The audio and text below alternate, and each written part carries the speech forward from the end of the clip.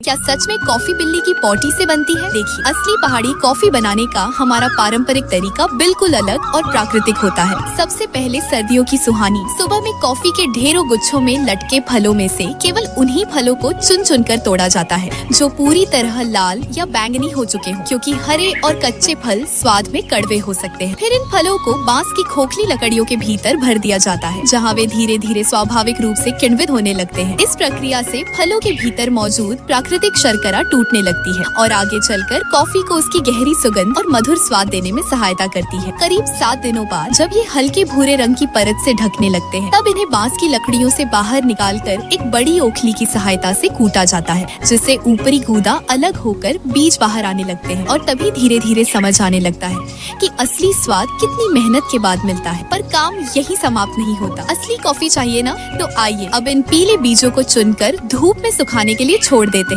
जब तक कि ये पूरी तरह सूखकर कड़क न हो जाए। अब इन्हें कड़ाही में डालकर बहुत हल्की आंच पर भूना जाता है, जिससे इनके भीतर उपस्थित नमी धीरे धीरे बाहर निकल जाती है और गर्मी के प्रभाव से इनमें सैकड़ों सुगंधित यौगिक बनने लगते हैं। और जैसे जैसे ये भुनते हैं, चारों ओर फैलती इनकी खुशबू सच में मन मोह लेती है। फिर इन्हें वापस से ओखली में डालकर पीटा जाता है, जिससे इन बीजों की भी ऊपरी त्वचा अलग होकर अंदर छिपे असली काले कॉफी के बीज बाहर आने लगते हैं। हमारे बड़े बुजुर्ग कहा करते थे कि जितनी धैर्य और प्रेम से कॉफी के दानों को संवारा जाए, उतनी ही मधुर उसकी सुगंध मन को भाती। अब इन काले बीजों को एक लोहे के बर्तन जैसे सांचे में भरकर आग पर घंटों तक गोल गोल घुमाते हुए गर्म किया जाता है, जिससे इनके भीतर मैयार्ड अभिक्रिया और प्राकृतिक कैरामेलीकरण होने लगता है, जो कॉफी को उसका गहरा रंग, विशिष्ट स्वाद और मोहक सुगंध प्रदान करता है। यही वह पल होता है जब साधारण से दाने धीरे धीरे अपनी असली पहचान पाने लगते हैं। और इस बर्तन को खोलते समय बहुत सावधानी रखनी पड़ती है, क्योंकि भीतर जमा गर्म भाप और गैस बाहर निकलते समय हाथों को जला भी सकती है। फिर इन बीजों को बाहर निकालती हूँ और ये क्या, ये तो पूरे काले पड़ चुके हैं। कहीं जल तो नहीं गए? ऐसा ही आपको लग रहा है ना?